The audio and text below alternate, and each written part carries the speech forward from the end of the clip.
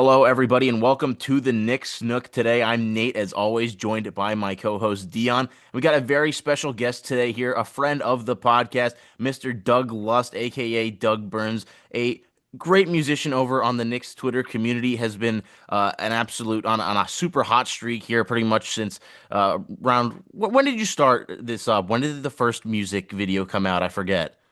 I believe it was November 11th, I want to say. We beat the Sixers. And that was the first time I tried this experiment, and now I didn't miss a single game after that happened. Every single game this man was coming out with a song, and it's absolutely ridiculous. The production quality, I commend you for your work. I know Dion does the same. Had you on the podcast for our little normal episode a while back, but now we have some Knicks things to talk about. Mike Brown, the new head coach of the New York Knicks, Tom Thibodeau, got the boot a while back. First off, let me just get your reactions. What are your thoughts on Mike Brown being the new head coach of the Knicks, Doug? I think he was one of the better options that was available to the team. We got a lot of reports about them trying to poach a coach from a team that was already, a coach that's already employed. It's not a realistic option. We don't know. Nobody, the media doesn't put this level of scrutiny and spotlight on many other teams. So we don't know the processes that are involved with other teams' head coaching processes, like the way that the way that the Knicks have been exposed in the media. Oh, they did this. They called this person. They checked in with that person. So I think there was a lot of heat on the Knicks for doing this thing where, okay, you could call it due diligence, you could call it pie in the sky dreaming, calling about Ime Udoka and whoever else they called about. But of the coaches that were available, my opinion is that Mike Brown was one of the best two or three coaches that was not currently employed in the league. Yeah, and I was a big Johnny Bryant guy. I think a lot of us were, but it felt like he wasn't really in the mix from the start. So I'm not mad with Mike Brown at all. I feel like a lot of us are in the boat where pretty much anything was better than Tibbs. And it's not really to slight Tibbs. It just felt that this roster was so limited. Then you look at what Mike Brown was able to do with the offense in Sacramento. I feel like it's got to make you a little bit excited for what this roster can, be this season, especially with Cat at the five. Correct. And if you think about Tibbs's career, his specialty is taking a group that maybe they're sort of a middling group and pushing them above their expectations. He's what you would call a floor raiser. Right. And that's great when your best player is Julius Randle and option B is RJ Barrett and option C is Reggie Bullock. As this team built off of that roster back in 2020, 21, they just kept getting more talent and kept getting better players and more versatility. And then, once Randall moved on, you saw this over reliance on Brunson to just ISO every single dime down on the floor.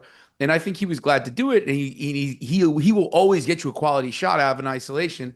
But now you have Karl-Anthony Towns, you have Mikal Bridges, you have OG Anunoby, you have all these players who have dynamic abilities without the ball in their hands necessarily, but they are dynamic offensive players, and they need to be put in positions to make a defense sweat, to make a defense overextend itself. And that really doesn't seem like Tibbs' forte. He's more a conservative coach. He's more concerned with rebounding, crashing glass. He's more concerned with putting rim pressure. He's more concerned with not turning the ball over. So now we need a different approach. We need a different philosophy. Mike Brown, smart coach, offensively, ran a lot of really good action when Sacramento wasn't going a million miles an hour with De'Aaron Fox. They ran a lot of stuff through Sabonis. To me, there's a lot of potential there because I think Cat is an underrated passer, an underutilized passer. So you saw him had some great finds at the beginning of the season last year with the Knicks, and then that sort of phased out of the Knicks offense.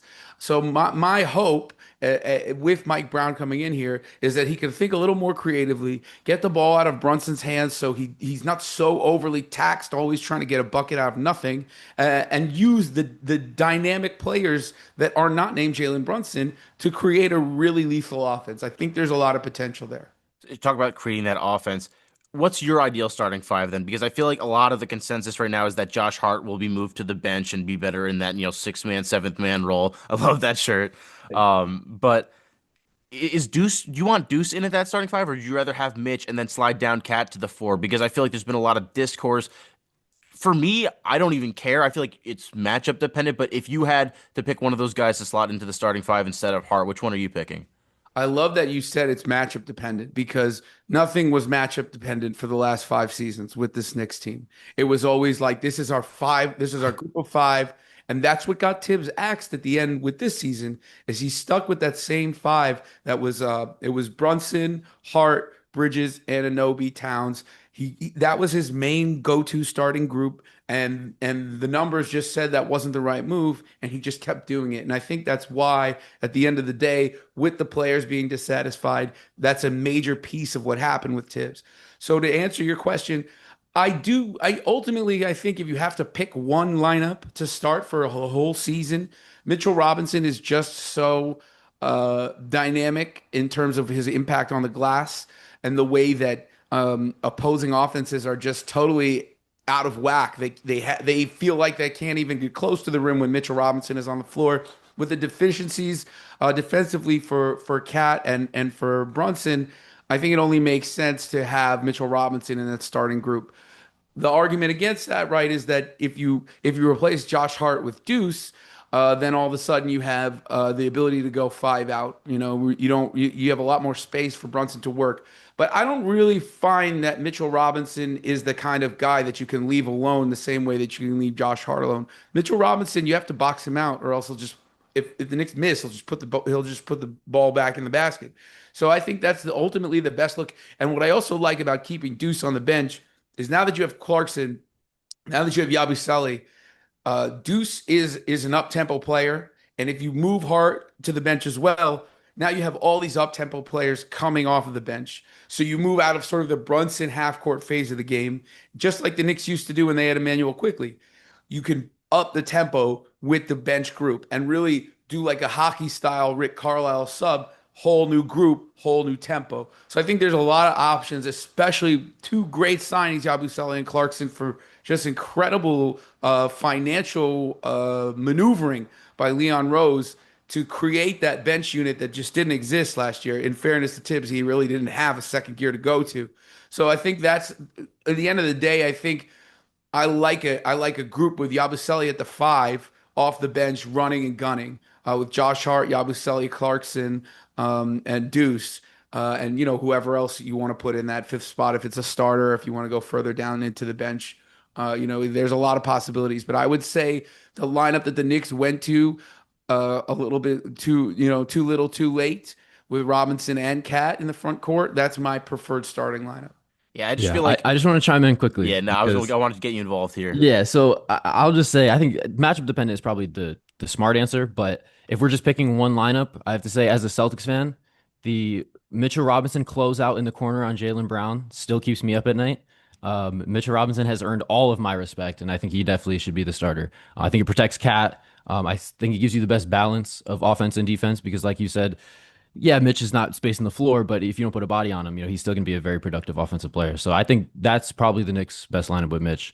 The way I'm looking at it too is you saw the success that the Wolves had. It all started when, they moved Cat down to the four Right. and their defense became their identity. They're kind of able to hide that. Even Randall, who we all know is not a very good defender, their defense was still very good with him starting at the four for most of the season.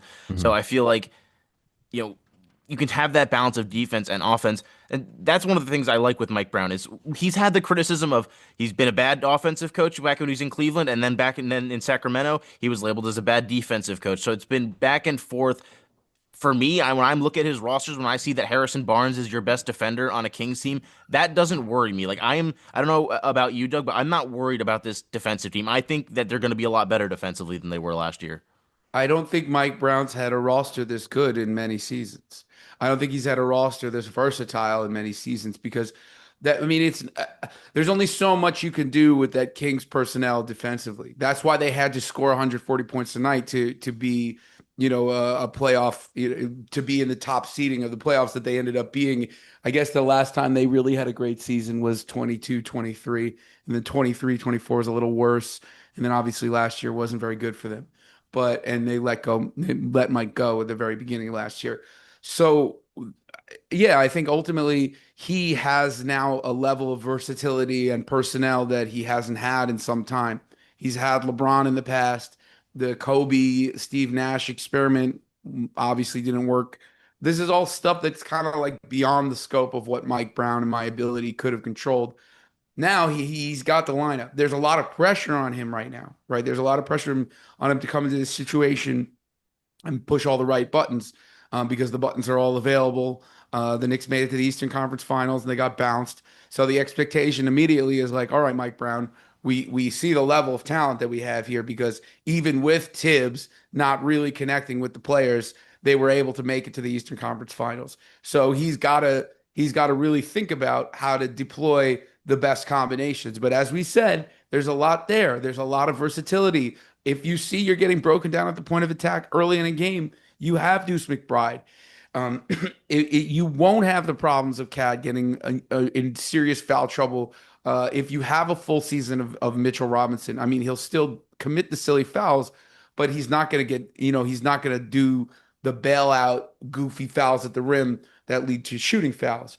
So I think overall, Mike Brown has the buttons to press, and it's just a matter of can he smartly do it? Can he keep the guys engaged in all of their roles? Bridges as well, really important for Brown and Bridges to get on the same page. Hmm. Yeah, You guys worry about Mike Brown kind of doing the same thing with Tibbs and like not really playing the young guys? Because obviously like Tibbs is like the poster child for like tight rotations and not giving guys chances, but Mike Brown hasn't exactly been dying to play his young guys either. So is that something you guys worry about with like Kolek and Pacome? Am I saying that right? Is that how you say his name? Daddy? Pacome. Cool. Pacome Daddy, yeah. I mean, for me, I don't think the Knicks have to really lean on those guys that much, given how much depth they have. I would like to see it. I would like to see if Dadier can actually gain some footing in the NBA. I think is he Nate? Is he on the summer league roster? He is, Yeah, right? he is on the summer league roster. I'm pretty sure. I mean, unless I grazed over it and just assumed he was on it, but Huckporty's on it. I know for sure.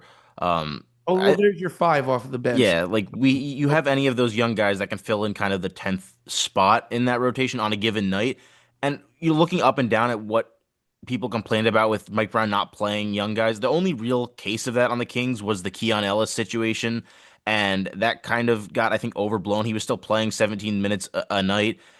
I'm just not so much concerned about with what we heard from everything being reported was that the front office talked to Mike Brown and everything that they got from him was that he was willing to trust his bench and that he was willing to go away from just his cemented morals or ideologies. Like they were on the same page, I think, with the front office. I think that's the reason why he got the job. I don't know if you have a different view of that, Doug.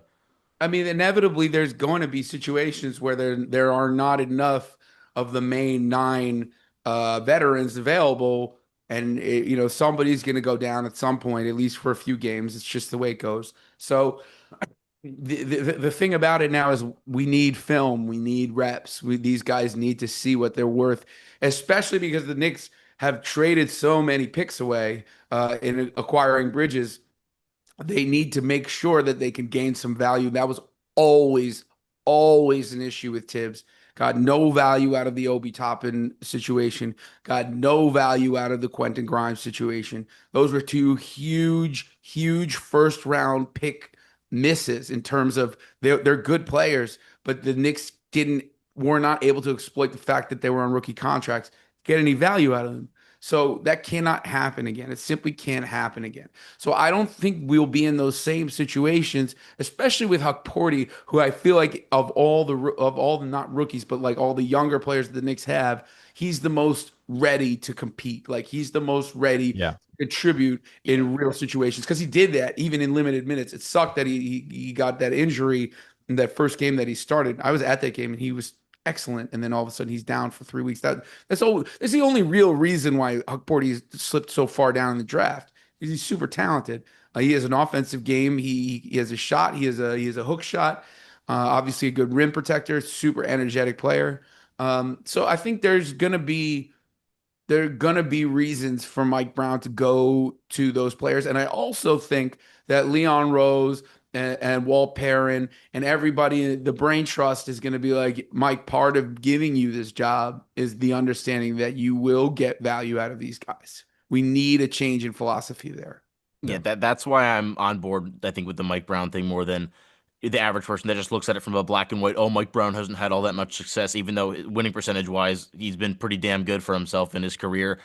I think you can't just look at it like this isn't just Mike Brown. Like this is a team collective. Like everyone in the front office and the coaching staff is on the same page. They're keeping a lot of the same guys from the front office. Mark Bryant, Darren Erman, who was just signed this past season with Tibbs. Rick Brunson, obviously Mo Cheeks, all expected to come back to the staff. There's talks about James Borrego being brought over from the Pelicans. I really like Borrego. Like if we got Borrego, I'd feel a lot better about everything. You have any opinions on Borrego? I don't know if you've read up a bunch on him or not. Yeah, I mean, he seems like an the kind of coach that can connect with young players. He's like a younger coach himself, and I think that we can't. The Knicks just can't float the exact same staff as last year and just switch out the head coach. That makes Yeah. no sense. So Mike Brown needs to have some say. And I understand the Rick Brunson thing. It makes me like slightly uneasy because hmm why Like, what does he actually do? Like, we don't know. it's like is it a justification for Brunson leaving money? What's really going on there? I don't know. And he's been a constant since Jalen's been here. Well, since before we got Jalen Brunson. So if that's important to the ecosystem of Jalen Brunson, I get it. That's your captain. You have to make that work. But yeah, I definitely think he being Mike Brown needs to be able to have some say in his staff. It's not you can't have it both way. You can't have it both ways. I'm a Jets fan. This is the kind of crap that the Jets do. They keep half of the old regime intact, and they bring in a new head coach who's out of step with the G. You can't do that kind of Mhm. stuff. Like you got to have at least somewhat of a united front behind what the coach is doing. But Mike Brown is a very personable guy. Like he seems like a very likable, friendly, and flexible guy. So I'm again very optimistic about the hire in general, about how to make it all work and coalesce, come together. Yeah, I think that's actually one of the things I've been thinking about that hasn't gotten talked about much is the fact that usually with Knicks teams in the past, or at least the past few years, we've seen a lot of like fun-loving, like very energetic. Everyone's kind of everything seemed to die down a little bit this year for me in terms of that. The energy just wasn't always as high. Like it didn't seem like guys were having the same kind of fun. Like there were moments, but I don't know if maybe that had to do with Tibbs. Like I feel like there's a world where the camaraderie and team chemistry improving alone can make this team a lot better. Like, I don't know what your thoughts are, maybe as an outsider from that, Dion. Yeah, I think when you talk about like things were more serious, it was less like fun vibes this year. I think that just speaks to like the year before, the Knicks really broke out and it was like, oh wait, like this team is actually like this team can make some noise, and that was a lot of fun. Obviously you guys haven't had a lot of fun times as Knicks fans in Yeah. that way, so like it was very exciting. And then then you trade for Cat or you trade for McHale, then you trade for Cat, and it's like okay, now we're all in. Like now it's serious. Now there are expectations. Now like we really like this isn't about fun. This is about like getting shit done. And so I think it just became more serious, and it wasn't all good times, happy vibes. There's expectations. So I think that's really more than like the Tibbs thing. I mean, I think there is something to be said about like Doug, you kind of talked about it, how he's more of like a floor raiser, he's more of like light the fire kind of guy. And that's great, when you're coming into like a middling team and you're trying to raise the floor, but that sort of his like motivation style, I think that sort of fades over time. So 5 seasons at the helm. I mean, that's a pretty long tenure for any head coach. But for someone like Tibbs, yeah, like it's usually not going to be that effective for that long. I think you nailed it, Dion. I think that a tune out happens with certain players, and I think you need to really consider when you really invest in players like Cat and Bridges, who are great players, but they're limited in really specific ways, and you need to be aware of those limitations, and you can't just be like Cat, be a rim protecting five. Yeah, Yeah, right. but like the Tibbs putting him in drop coverage consistent. That's why Mike Brown, I feel like, just knows the personnel and understands it better. That's a huge difference. I don't, the thing with Tibbs was always like you have to do it the Tibbsian way, which has a track record of some success. But I always think about Rick Carlisle. Like I always think about how he used to coach in Dallas with Dirk, got a championship with Dirk. That team was great, and it was a very like Dirk has his back to the basket a lot of the times. We're moving slowly. That's because Dirk Nowitzki is one of the great players of all time, Hall of Famer. Then Carlisle, that situation falls apart, whatever. He moves to Indiana. He's not trying to have Obi Toppin put his back to the basket. Like he's not, you know what I mean? He Yeah, yeah. he gives the keys to Halliburton and he says, I got young athletes. Run, everybody run, run, run. That almost got them a championship this year. So my point in saying that is if a coach can be more flexible to the personnel, that's kind of what I want to see. And especially when you have, again, it's two situations I can't stop thinking about. It's not surprising to me that Cat always seemed a little frustrated and put out and taxed in what he was asked to do on both sides of the floor. And Bridges never really seemed to get into a full rhythm that I've been, that we've seen him get into with Brooklyn and Phoenix. He can do so much. He's so quick and sneaky off the ball, especially when he comes off of screens. And none of this kind of action happens under Thibodeau. You see, that was one of the main tenets of the Kings offense with Mike Brown. So Bridges was almost criminally underutilized on offense. He's not a sit in the corner type of player. He's just not. So if that's it was the same issue with RJ Barrett. RJ Yep. Barrett, not a sit in the corner type of player. He's a downhill player. So the Knicks now have to really assess the strength of the players that they have. They brought in Thibodeau before they built this roster. And the idea was we build the roster in the image of Thibodeau. Somewhere along the way, Leon Rose, and I think rightfully so, was like, well, I want to build a championship contender and I want to lean into the most talent, the highest end talent that I can acquire with the resources that I have. So he got Bridges and he got Towns. So everything comes down to me to those two players. Anunoby's proven. Anunoby is the most Swiss Army knife kind of. You could put him anywhere on the floor that you want. We know he likes the on-ball reps, but the most effective use of Anunoby is corners or just a quick. Once he establishes that he's on, attack a closeout, yam it. That's what he's best at. The midi stuff, okay, it was cool to see it when Brunson was hurt, but like it's not reliable. So Yeah. you have to think big picture. How do we get the most out of everybody?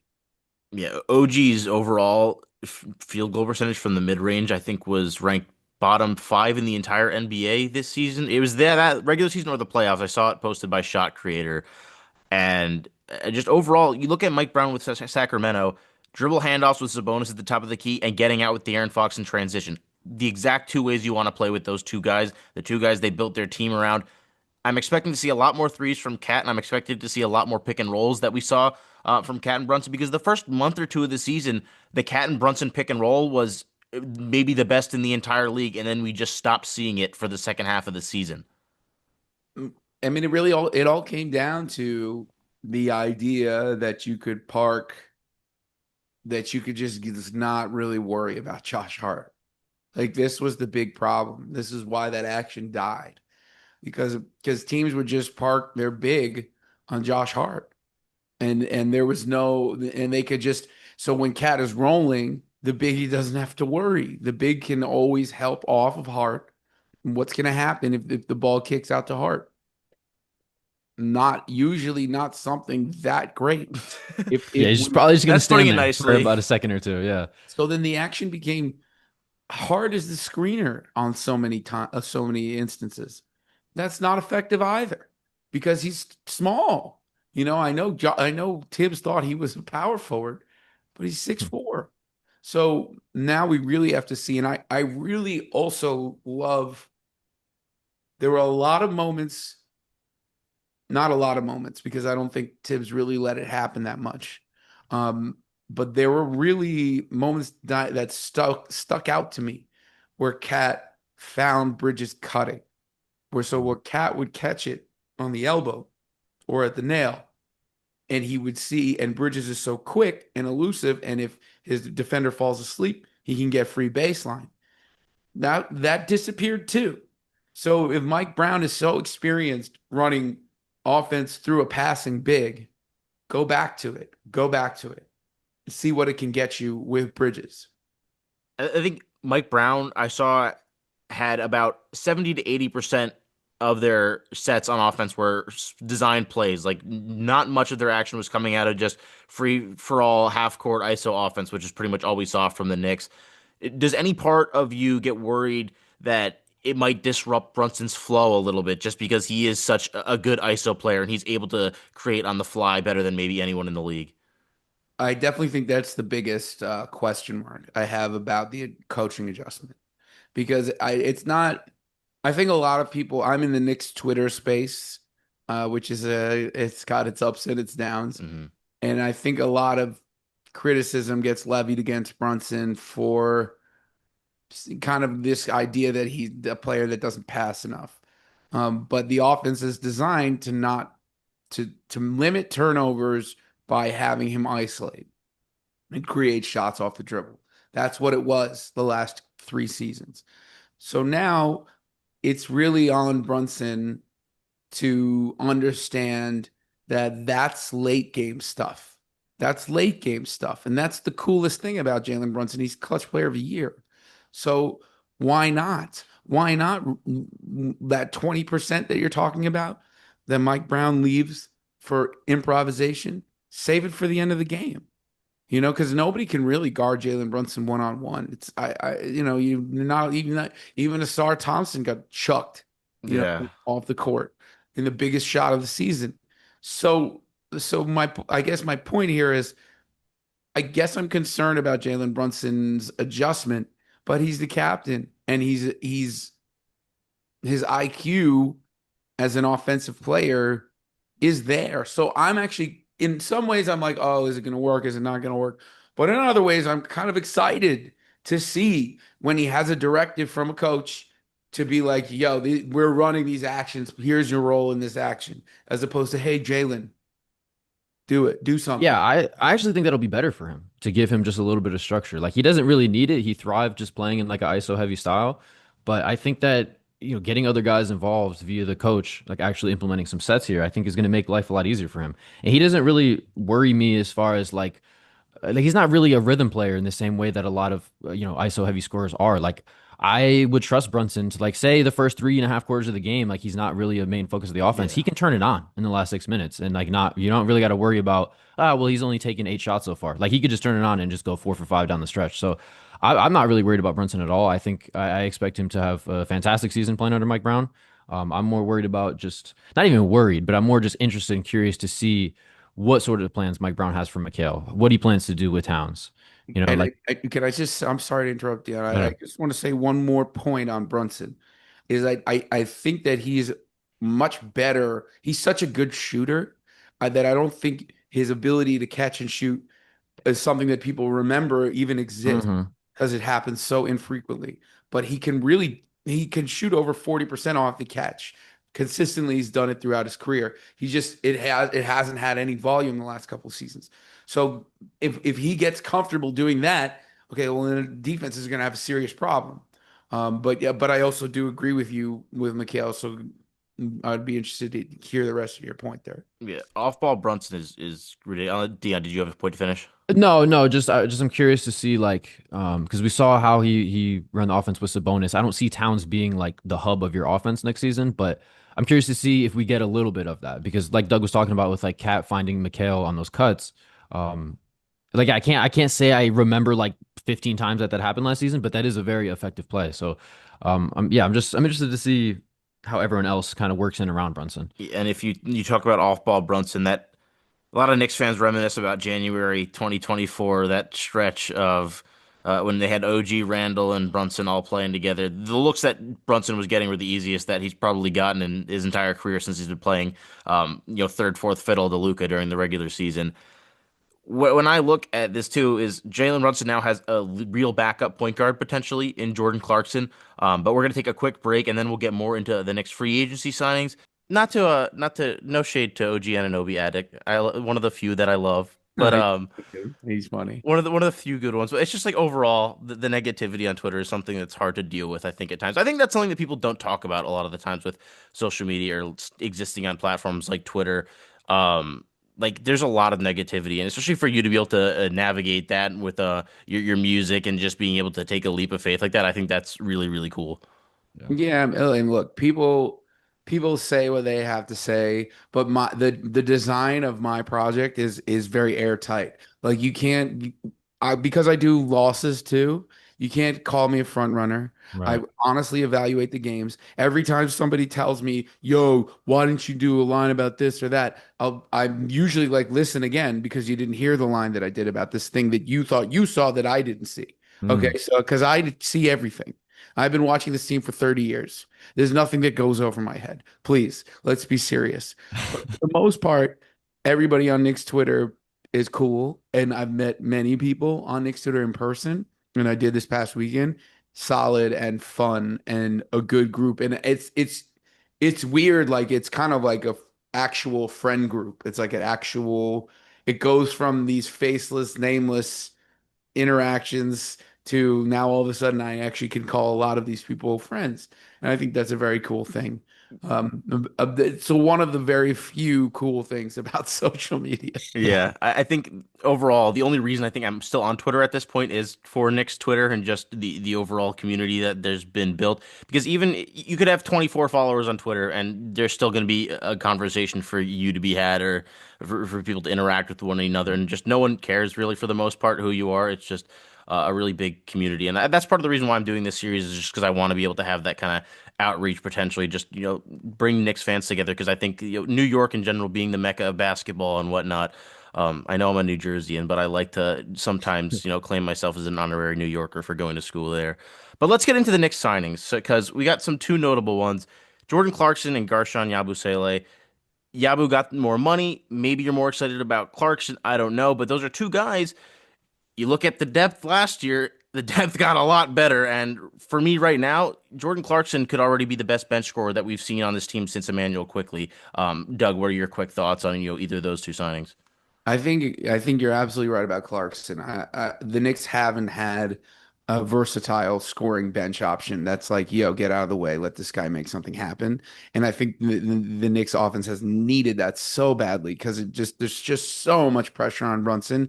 Even like the thing about Randall, I wasn't a fan of Randall. But we go back to our conversation about that January 24 magical moment of the Knicks.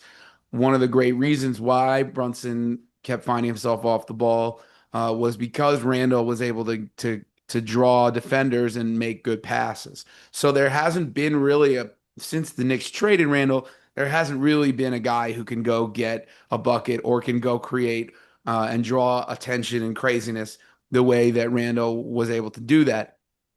And I'm not saying Clarkson and Brunson should run a ton together, and I Yeah. think that's a little dangerous defensively, but they might in certain lineups in certain situations. And I think just the fact that you can give Brunson an actual like rest, a real rest on the bench, and not worrying about your scoring and your bucket creation, just like cratering, is really, really excellent. I don't know how much of Jordan Clarkson playing 37 games last year was him not being healthy versus the Jazz and Danny Ainge being the Jazz and Danny Ainge being like weirdos with like, what do you, I know you're thinking 4D chess, Danny Ainge, all the time. Like it's galaxy brain stuff that a simpleton like me wouldn't understand. But it's Clarkson, like, what's going on? Whenever I watch the Jazz, I'm like, what the hell are you guys like trying to do? So I guess what I'm wondering is will he be reliably healthy? And will he get exposed defensively too much? I don't know. But it's definitely to have Jordan Clarkson there, the potential is off the charts for a really great bench scoring unit. Yabu to me is in some ways the more exciting signing. Um, well, I think it's cool. It speaks to the Knicks culture that both of these guys took so little money when they could have gotten more money in a multitude of other situations, especially Yabu. Um, now, what he can do is he can shoot and he can attack. He's also very intense, and the Knicks need energy. The Knicks need intensity and energy. They didn't have enough of that last year. You can't just rely on Josh Hart to give you that every single night by himself. You need real dogs. Like campaign gave you some of that energy, but he didn't really give you the actual He play. sold his soul for that game one against Detroit. I'll tell you that much. I love him. I can't. I'm not going to disparage campaign because you knew what you were getting, Yeah. and I actually think ultimately you got the value that you signed up for. But you're paying Yabusele and Clarkson comparable amounts of money that you were paying campaign as Shamit. That's crazy. Yabusele's a 38% three-point shooter. He finishes his 2-point percentage was something like 60% last year. So coming off of that incredible Olympics where he distinguished himself on a team with Victor Wembanyama as maybe the best player on that team. Like that's a serious hooper. And he's versatile. So you can run him with Cat and just kind of hope for the best defensively. You can run him with Mitchell Robinson and you can play him at the five and really space the floor out. And I just think he gives you so much physicality offensively. He has downhill speed and verticality, dunking ability that the Knicks did not have off the bench, and he's got the shooting.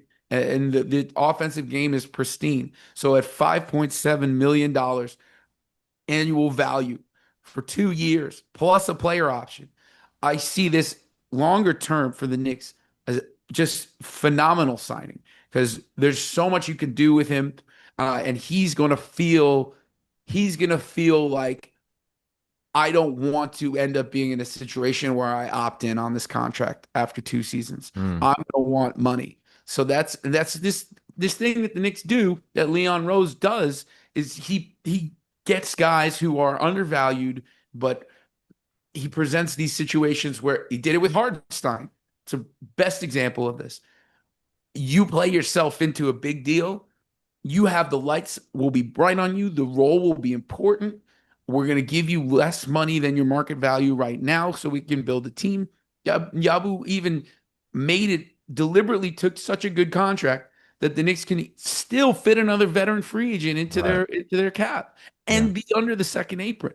Mm-hmm. So they won't be hard capped. They'll still, I mean, they will be hard capped rather, but they won't have the restrictions of the second apron in terms of making trades. So I think those two signings were masterful. Really, really good from a business perspective. Really, really good from a basketball perspective.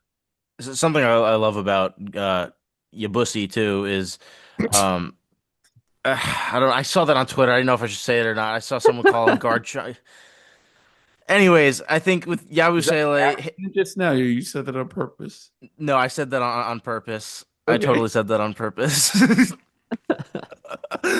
Um, Uh, I was watching like a minute and a half compilation of him just attacking closeouts, and you talk about the 3-point shooting, but he has that Baby Randall-esque thing to him where he's very good at drive or passing out of driving into the basket and diving to the basket, but he can also play in the pick and roll game.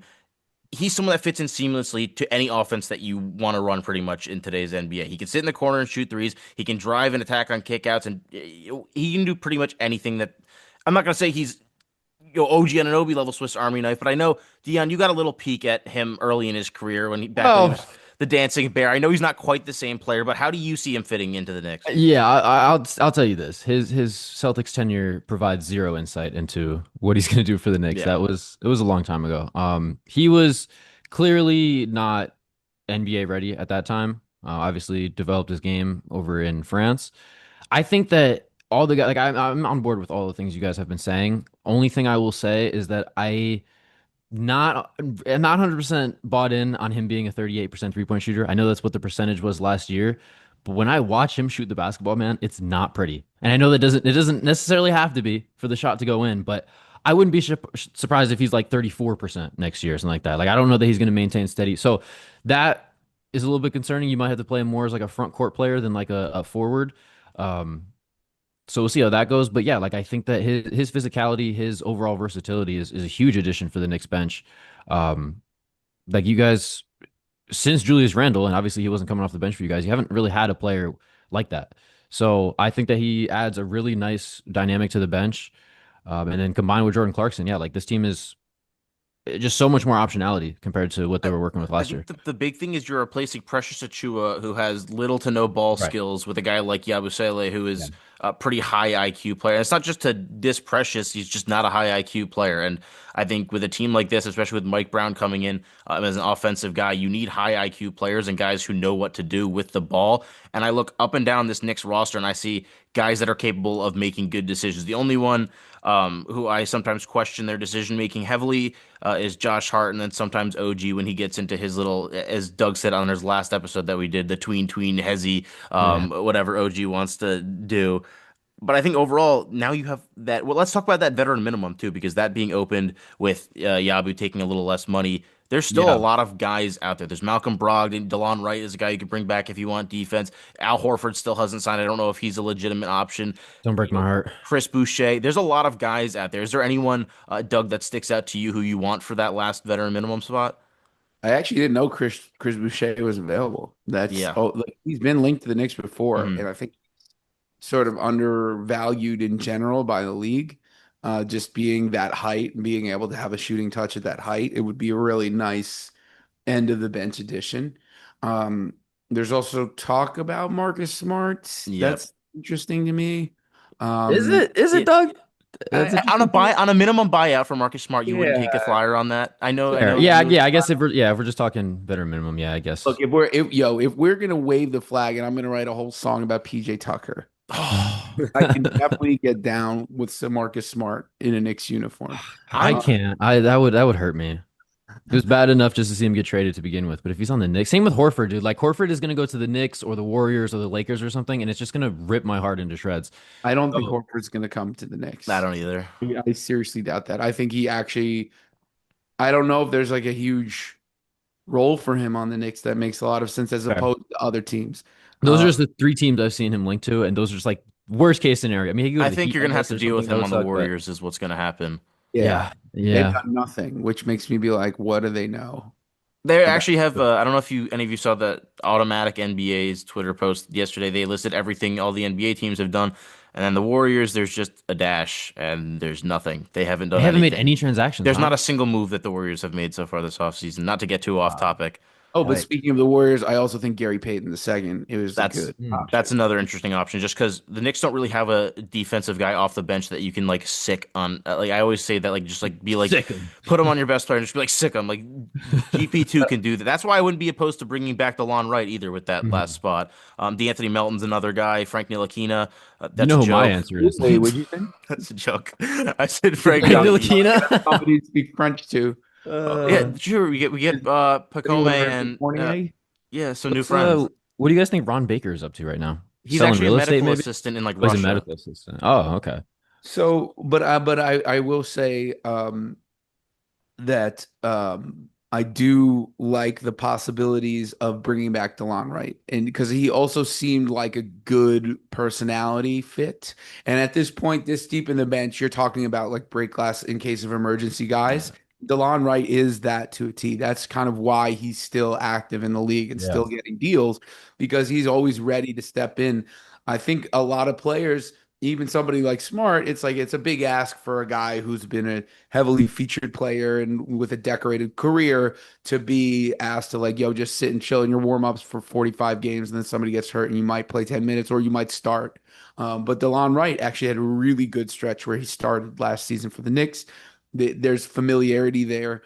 His defense is really excellent. His on-ball defense, like as point of attack defender, is still really good. And like I said, like he's a well-respected veteran who people love. Like people within the Knicks organization seem to dig him, and I think he's emblematic of the kind of toughness and the kind of level-headed veteran mindset that is great for the Knicks. So if the play was just bring back DeLon Wright for a veteran minimum, and give Kevin McCullough his contract with the rookie spot, it's great. I think that's a great offseason. I Yeah, think I think for continuity, that'd be great. Sorry, Nate, not to cut you off. Go ahead. I think there's also the last option really would be to bring back like a PJ Tucker, which I think I'm one of the bigger advocates for, just because I think having a guy with championship experience and someone who's been there and been through and through, is invaluable, and the Knicks don't have that outside of PJ. I mean, I know OG has a ring. I know McHale's been to the finals, but OG didn't play in that playoff run. McHale was what, like 24 years old at the time. I think having a guy like PJ as that leader, as the kind of like the dad of the locker room, there is something to be said for that. I don't know if you would rather have like someone who can actually play, but at that point, they're not playing enough to where I don't know if it matters more than having, that kind of mental role in PJ Tucker.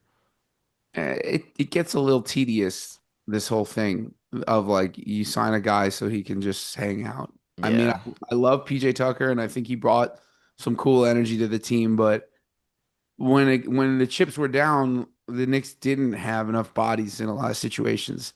And like PJ Tucker he had a pretty good game against the Pistons that one game. The But one game right at the end of the season. we can't. I don't know. I like him, and if they end up going in that direction, that's cool. And I think the fans would be into that. But my opinion is DeLon Wright gives you the toughness and the experience without sacrificing a roster spot for somebody to just chill and hang out. Yeah, So I think that's a fair point. Especially when you have teams like the Pacers who have like 17 different guys that they can just throw out there whenever they feel like it. mad annoying. I hate them. Yeah. But So, tough. See, I'm sorry for them. They're no, gonna. yeah. Well, the Pacers aren't going to be a big threat to the Knicks next year, assuming Tyrese is out for the year and whatnot. The Celtics also He's probably out. not Miles really in that mix. Turner.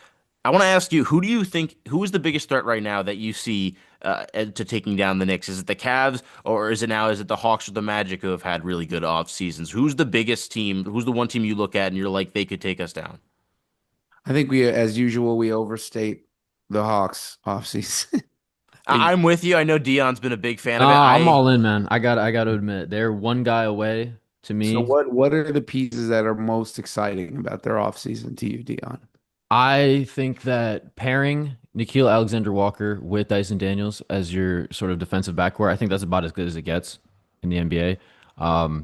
And I just think if things work out with Porzingis, like he might play 42 games, that is and such like yeah, that like it's is a like big if. asking for a lottery ticket, a winning lottery ticket to fall into your lap, No, though. it's a big if, but we've never seen Trey paired with a stretch big like that. I think it's just going to add a whole new dimension to their offense. And what really excites me the most, because I'm not really a Trey Young guy, I've actually been pretty anti his whole career. But what was really encouraging to me is the fact that apparently he was very involved in getting Nikhil Alexander Walker and Luke Kennard onto the team. And that says something to me because Trey Young is perennially been regarded by his peers as being like the most overrated player, not really a guy that like people seem to want to play with. He's got the third highest usage rate in NBA history. Um, so the fact that two of the top free agents on the market were convinced by Trey Young to come play with him is a sign that like maybe he watched the Pacers make the finals last year and said, "Oh well, maybe I need to change the way I play a little bit." It's an encouraging sign. So I just look at this wide open Eastern Conference and I look at the Hawks as like a potential team that can make a run. They'll definitely be better, but I think Alexander Walker like maybe had a really bump kind of a Mhm. year, and we'll see. Like we'll Right. see offensively, the defense will always be there. Um, so I don't know the Hawks, and then of course the Porzingis playoff experience was so discouraging that I'm just like, what? Yeah, who knows what they're going to get out of him, but he's in a contract year, so Well, if it's because ever going to work out for him, you think that it would be this year. You know what I Right, mean? that's right. I That's told fair. you, Dion, though, that I was very much out on Porzingis as a player, right, as a winning player, until he proves Yeah. me that he doesn't have some mystery illness that's going to linger for the rest of his No, I career. am too. That's why, as a Celtics fan, like I wanted him gone for Yeah. anything. Like I just wanted the salary relief. Like I didn't, I mean, I was kind of done with him. because You as got the Knicks, ring. You got the ring in the Porzingis build. Right. So, it was smart of Brad Stevens to divest when he did. Right. And just to move on to the Orlando, obviously they did something that I didn't even know you were allowed to do, which was make a trade while the previous season was still happening. I Oh didn't yeah, yeah, I yeah, know. know that was allowed. But to get Desmond Bain, they're stout, defensively especially. But and they just signed Paolo to a massive deal, which obviously you have to do that. yeah, Yeah. Do that. But I still think the Knicks are better. I still think the Knicks are a better team. Um, and their Achilles heel, the Knicks' Achilles heel is pace. And I don't know if Orlando is enough of an up-tempo team offensively to cause the Knicks problems. See, the Knicks are going to have to shoot people out of the gym. That's the interesting situation to dominate. The Cavs didn't really change that much. They still have all the stuff that killed the Knicks all season. The only question is, what does Darius Garland come back as? Like, is he going to be healthy? Like, what is he going to be mobile after this? I think he got surgery. So I think Yep. what is he going to look like when he comes back? Because he's the guy that kills the Knicks really on that team. And then obviously the front court between Mobley and Allen was where the Knicks got also mauled last season by Cleveland. So I'm still more concerned about Cleveland, I think, than anybody else. I think the Magic, they have a lot of proving to do. Desmond Bain is a good player, but I don't know. I don't know if he's this seismic impact player in terms of offense, like Mhm. offensive creation. Obviously, we know what he can do defensively. Obviously, we know what he can do to stretch the floor. But I don't know. I don't know. I have just too many questions about them. They still seem too young to be able to compete with the Knicks in terms of the Knicks experience and versatility. I don't think I also on the other side of things, I don't see the Knicks really whoever comes out of the West. Again, I think it's going to be Oklahoma City. That's still my bet. I don't see the Knicks as they're currently constructed being able to beat Oklahoma City.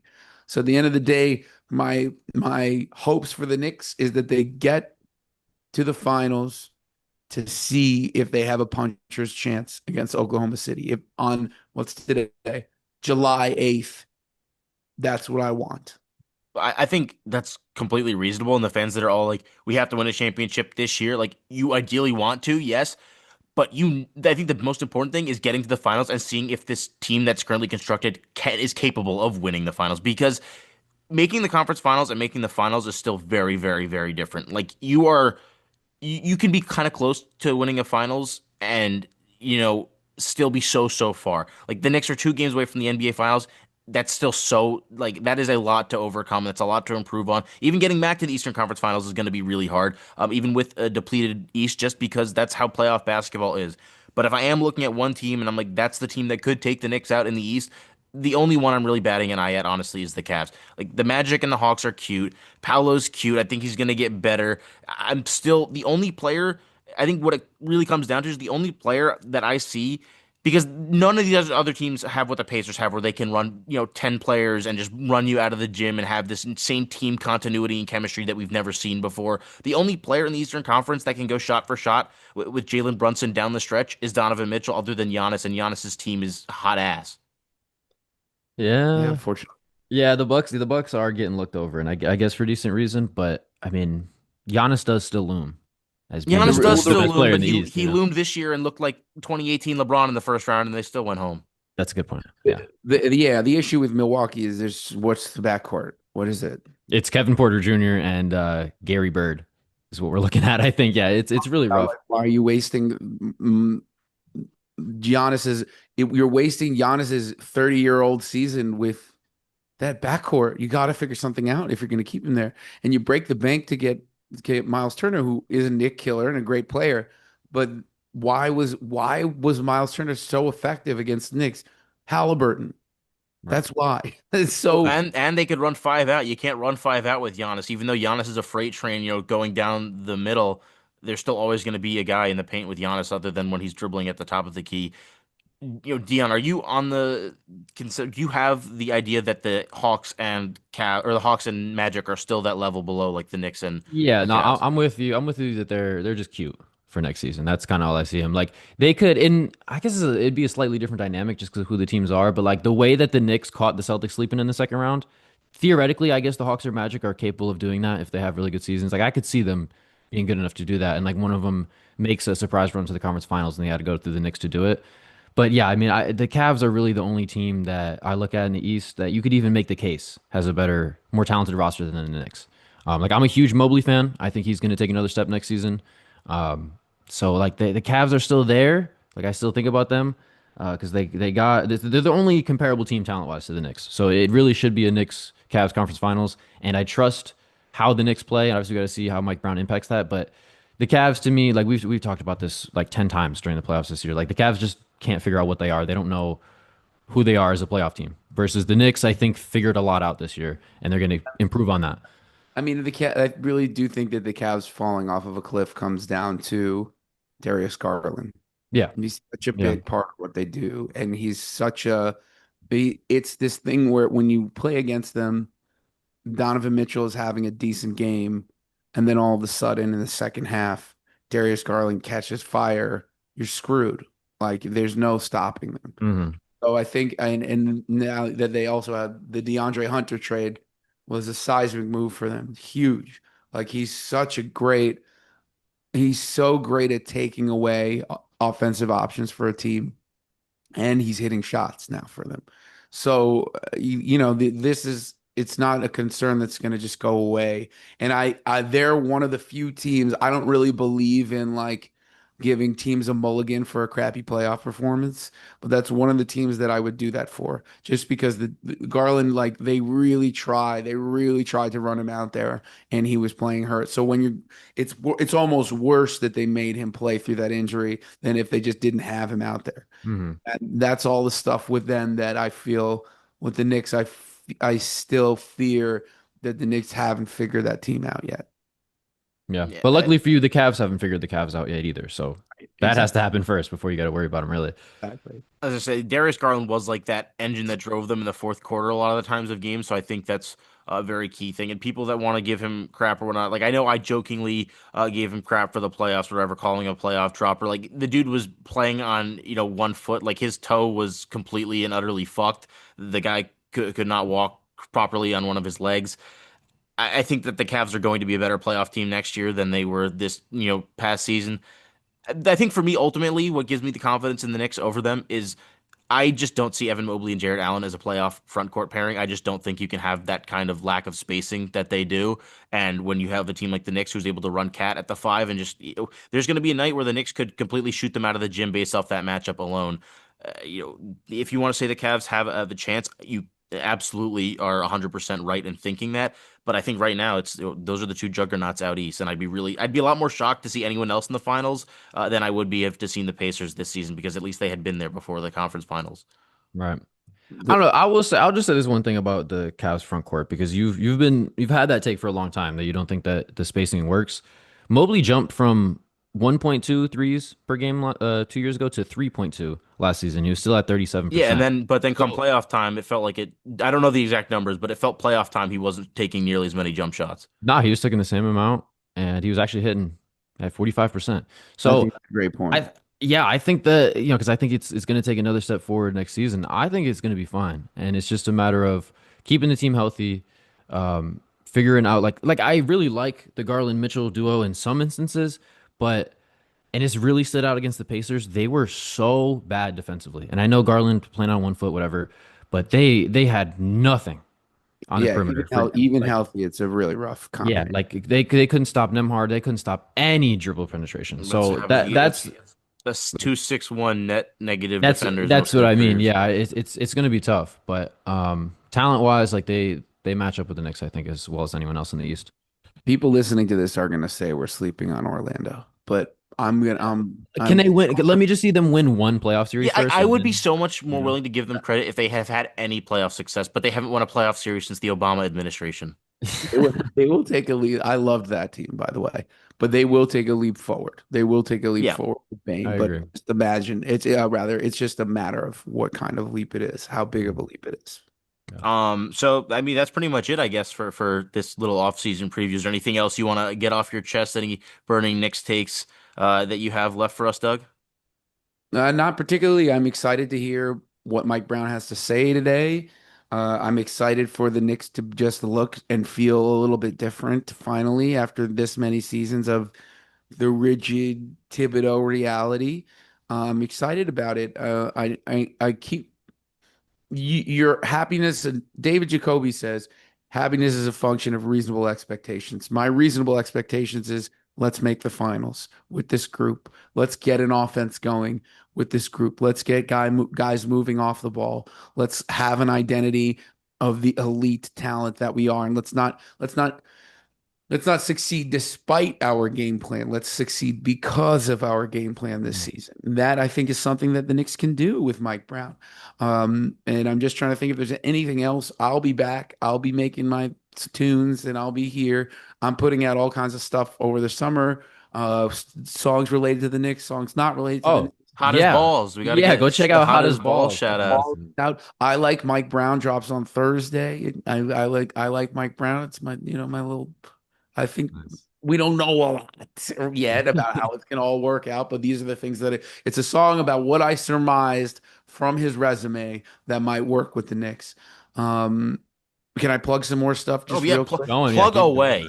Thank you. I sell these 8-bit. Oh, that's your shirt? Oh, that's you? It's true. That's what you posted in your story. True. I saw that.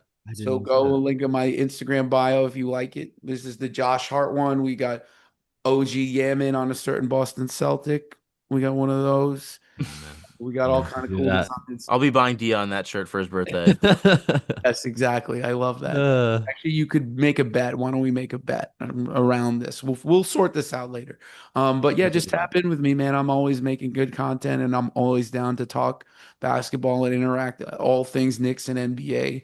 And I love your guys' show, 2 for 1, and I really just appreciate you giving me the opportunity to join the Knicks Nook today. I appreciate you giving us your time. Really appreciate everything. We'll link all of Doug's socials below in the episode description. So make sure to go give him a follow. Listen to Hot as Balls, or else your balls are going to be very, very hot, and you're not going to have a song to sing about your balls being hot. So you got to make sure that you go do that. But anyways, that's going to do it for this episode of the Knicks Nook. Hope you guys all enjoyed. And we'll be back with another guest who we have no idea who that is right now. But check out all of our other socials, and we'll see you guys in the next episode. Peace. Hot as balls. I gotta go home and change my drawers. Hot as balls, hot as balls. I got to go home and change my drawers. Hot as balls, hot as balls. I gotta go home and change my drawers. I can't go out looking like this, feeling like this, smelling like this.